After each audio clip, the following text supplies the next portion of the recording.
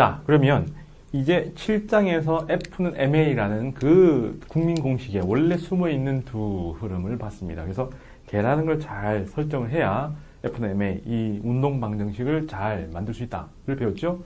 자, 그럼 이제 강론으로 넘어갑니다. 여러 가지 힘. 뭐 배운다고 그랬죠? 제일 처음에 마찰력. 그 다음에 탄성력. 이거는 고등학교 때 공통과학에서도 많이 나와요. 그래서 이거는 굉장히 많이 아는 것처럼 되어 있는데 디테일로 넘어가면 굉장히 어려운 얘기들입니다. 그래서 디테일로는 많이 안 가고요. 기본 정도만 정리하겠습니다. 이거는 좀 더 심각하게 정리해 볼 필요는 있어요. 자, 그 다음은 중력, 만류력, 전기력. 중력과 만류력은 비슷한 거죠. 뉴턴이 찾아낸 건데 아까처럼 지구 표면, 원심력까지 포함해서 이렇게 다 들어가는 그런 거냐, 아니면 실제 물체와 물체 사이에 작용하는, 질량과 질량 사이에 작용하는 힘이냐.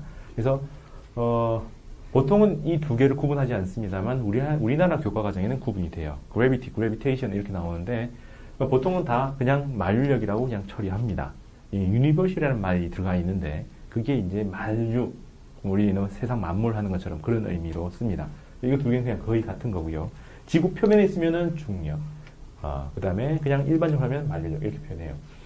그 다음에 중력을 발견한 게 뉴턴이고, 뉴턴을 따라 배우게 하는 사람들이 뉴턴은 1600년대 후반, 1700년대 초반 영국에 살았는데 그 사람의 명성을 프랑스 사람들이 이제 압니다. 그래서 프랑스에서 그 사람의 그 철학이죠. 그 당시는 철학을 받아들여가지고 공부를 하면서 뉴턴이 설계한 그 프로그램대로 하다가 예언대로 새로운 발견을 한 게 딱 몇 개 안 되는데 거의 획기적인 발견한 게 이 전기력입니다. 쿨롱이라는 사람이 점점으로 되어 있는 두 전하 사이에도 만류력처럼 질량 사이에 작용한 것처럼 전하 사이에도 작용하는 힘이 있지 않겠냐 해보니까 그게 전기력이죠.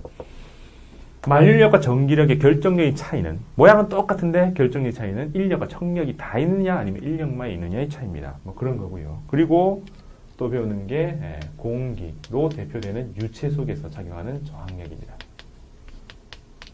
그 다음에 숨어있는 힘으로 수지강력과 장력, 그 다음에 로렌츠 힘에서 자기장에서 배우는 로렌츠 힘, 그 다음에 유체 속에 작용하는 부력, 이렇게 총 9가지 힘을 배우게 되어 있습니다. 5가지, 2가지, 1가지. 그럼 오늘은 이건 다른 파트에서 다 배울 테니까 요거, 그 다음에 요거 여기까지 배웁니다. 얘들은 아주 심플하기 때문에 그냥 흐름만 보면 돼요. 자, 우선은 요거에 대해서 의미와 크기, 그 다음에 방향까지 다 정리를 해 봐야 되는데, 뭐든지 어쨌든 공식화되어 있는 것들이 제일 중요하죠. 마찰력 하면은 뭐예요? F는 mu n 이렇게 나가야 됩니다. 그 다음 탄성력은 kx, mu n. 그 다음 여기는 kx. 얘들은 mg 혹은 g의 r제곱분의 mm. 전기력은 k의 r제곱분의 qq. 공기장은 마이너스 bv 혹은 bv 제곱을 쓰고요. 수지강력은 t라고 쓰고, 로렌츠 힘은 qvb 혹은 bil 뭐 이런 기호를 씁니다. 부력은 v로 g, 중력의 반대 이렇게 쓰죠. 이런 형태들이 있습니다. 근데 오늘은 제대로 보기 위해서 의미와 크기, 방향 이런 것들 다 보겠습니다. 자, 우선 제일 처음에 장력부터 한번 보죠. 아까 조금 전에 봤으니까 장력. 요즘 물리학회에서는 이걸 쓰기도 하는데 손을 우리말로 바꾸자 해서 캥길 힘. 왜 캥기는지 모르겠지만 뭐 뒤가 캥긴다 그런 건 아니겠죠. 뭐 땡겼을 때 이게 팅팅팅 거리는 걸 갖다가 캥긴다라고 얘기를 하는, 번역한 것 같아요. 캥길 힘. 텐션. 그죠? 자, 얘들의 의미 혹은 호출 신호입니다. 기본적으로 어떤 조건이 있을 때 나오느냐인데, 장력은 그냥 실에 작용합니다. 실이란 질량이 없어야 되고요. 근데 고무줄이 아니고 실이라고 하고 용철이 아니고 실이라고 한다면 얘들은 길이 변화가 전혀 없어야 돼요. 그럼 여기서 대꾸되도록 길이 변화가 있는 것, 근데 또 질량은 또 없는 것, 이걸 우리는 실이라 하지 않고 뭐라 불러요? 용수철이라고 부릅니다. 그럼 용철에 작용하는 힘은 뭐라 불러요? 네. 탄성력이라고 부르죠. 그래서 장력하고 탄성력은 아주 유사합니다. 그래서 같은 자리에 대체될 수 있는 흐름이에요. 실 달아놓은 곳에 빼고 용철 달아놓을 수 있는 거죠. 그래서 이 둘은 연결되어 있다라고 생각하시면 됩니다. 그래서 질량이 없고 길이 변화가 없는 물질을 갖다 놓으면 실이네. 실은 장력이 작용하네. 그럼 그 크기는 기본적으로 외력하고 똑같습니다. 외력하고 똑같이 장력은 외력하고 똑같은 값으로 작용해요. 언제까지? 실을 쫙 당기면 외부에 주는 만큼 그게 딱 걸리게 되겠죠. 왜? 질량이 없으니까 힘의 소진이 일어나지 않습니다. MA 해봐야 0이니까. 힘을 딱 줘대 그 수도 꼭지가 전혀 없는 곳이니까 그 수도물이 그대로 전달되는 것처럼 힘의 소진이 없으니까 힘의 크기는 외부에 주는 만큼입니다. 언제까지? 실이 끊어질 때까지. 원래는 실 분자 하나하나가 작용, 반작용, 작용, 반작해서 주고받고 해서 체인으로 연결되어 있는데 그냥 그렇게 생각하셔도 돼요. 그래서 전부 다 외력이 똑같고 외력이 똑같으니까 어떻게 그릴 수 있어요? 이렇게 그릴 수 있죠. 장력과 외력이라고 한다면 언제까지? 네. 끊어질 때까지. 한계가 있겠죠. 그럼 요 각도가 몇 도? 45도겠죠. 똑같으니까. 그렇게 돼 있고 그 다음에 얘들은 한 가닥. 실이 한 가닥이면 한 줄 내에 있으니까 거기서 소진이 전혀 없으니까 똑같은 크기가 계속 하게 있죠. 그래서 실 한 가닥에는 한 종류의 장력이 작용합니다. 한 가닥인데 여기 장력 크기가 다를 수가 없어요. 그래서 이렇게 정리되고 그 다음에 방향은요.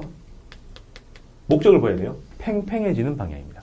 그래서 양 끝에서 안쪽으로 작용합니다. 외부하고 붙어있는 곳에서 안쪽으로 실이 팽팽해지도록 작용하죠.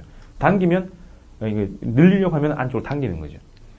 문제는 용철하고 결정력 차이는 용철은 양쪽에서 밀어 넣으면 그에 반반을 해서 밀어내려고 하는 거고요. 줄여 넣으면.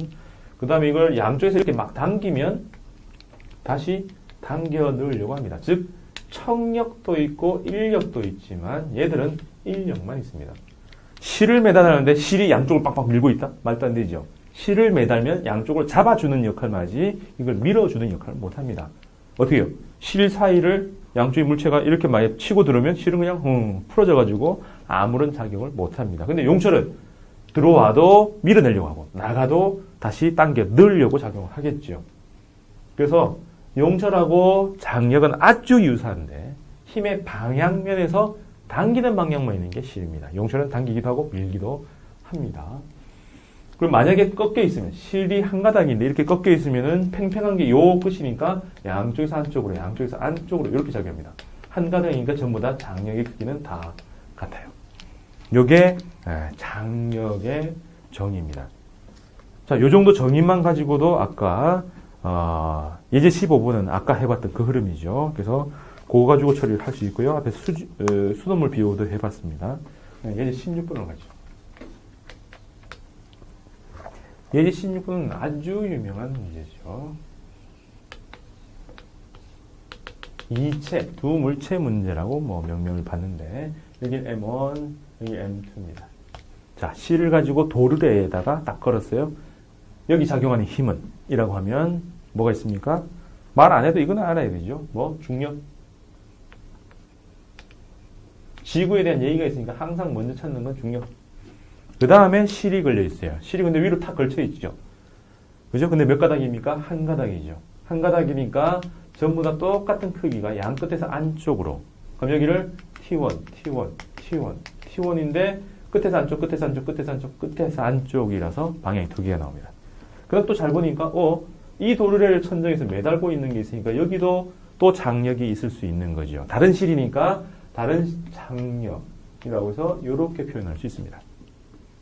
그럼 작용하는 힘을 다 찾았어요. 아마 앞에서 배운 대로 얘들이 움직이면 힘이 남아 돌게 되면 가속도 운동을 하게 되어 있습니다. 가속도를 구하는 게 핵심이겠죠. 그럼 어떻게 해야 될까요? 동그라미를 쳐야 됩니다. 어디다 칠 건가? 동그라미가 하나, 둘, 여기까지는 돼요. 근데 이 둘을 묶은 동그라미는 안 됩니다. 왜? 동그라미 치는 때는 아무거나 해도 되는데 딱 하나, 유일한 그 제한이 가속도가 같아야 돼요. 근데 얘는 작으니까 올라가고 얘는 내려갈 거라는 게 너무 명확하니까 올라가고 내려가는 서로 다른 가속도가 있으니까는 한꺼번에 묶을 수는 없습니다. 그럼 이렇게 두면 자 1번 동그라미, 2번 동그라미 라고 하면 실로 되어 있으니까 얘가 올라가고 얘가 내려가는데 가속도는 다 똑같죠. 실로 연결했으면 SVA가 다 똑같아요. 똑같이 움직이니까 S도 같고 V도 같고 A도 같습니다. 다만 방향이 달라져 있어요. 크기는 같고 방향이 달라요. 그러니까는 속도나 가속도는 다 달라요. 근데 속력은 같고 가속도의 크기는 같습니다. 자, 그럼 여기는 위로 갈 게 명확하니까 걔를 둘러치니까 이거하고 이게 나오니까 T1 빼기 M1G 한 개 누구? M1의 A 이렇게 동그라미 치면요 내려갈 게 명확하니까 T2G에다가 M2G에다가 빼기 T1이죠. 내려가고 그럼 이제는 얘 동그라미니까 M2A라고 해야 됩니다. 그럼 이걸 어떻게요? 두 개를 더해보니까 이게 뿅뿅 사라지죠. 그러면 M2G에다가 M1G를 뺀 걸 M1과 M2 두 개 다 더한 거다 이런 건데 이거는 여기서 안 나오지만 만약에 이 상태를 가지고 힘이 작용한 그대로 인정하면서 펴봐요. 그러면 얘는 그대로 밑으로 M2G가 작용하고 위에다 이렇게 만들 수 있겠죠. 그럼 위쪽으로 M1G 이걸 돌려서 위에다 탁 건 겁니다. 실을 팽팽하게 만들었어요. 중간에 꺾이지 않게. 그러면 요 둘 사이에는 이렇게 되겠죠. 그러면 둘 다 밑으로 가속을 하니까 이렇게 둘러치면 되겠죠. 그럼 요게 세 번째가 되어서 이렇게 수식을 써도 됩니다. 그러면 M1G와 M2G가 서로 반대 방향이니까 빼고 그 안에 포함되어 있는 건 두 물체 다 포함되니까 이렇게 돼 있죠. 그럼 이렇게 두 개 포함시켜버리면 장력은 사라지니까 여기에 T1이 사라지는 상황이 됩니다. 그래서 원론적으로 하면 이 두 개만 해야 되고 이제 좀 알면 머릿속에서 이렇게 힘을 그대로 놔두면서 실을 펴준다라고 상상해서 이렇게 바로 구해도 되는 그런 거죠. 그러고 나서 이 위에도 실이 딱 있으니까 이렇게 두면 이 도르래는 가만히 있습니다. 그래서 이걸 네 번째라고 두면 가만히 있으니까 밑으로 T1이 두 개, 그러니까 위로 T2가 한 개. 그러니까 이 움직 도르래 제일 위에 걸리는 힘은 T2는 T1의 두 배다. 그럼 T1은 여기 또 구해서 집어넣는 그 흐름이겠죠. 되겠습니까? 이게 도르래 문제 아주 유명한 겁니다. 17번 어렵습니다.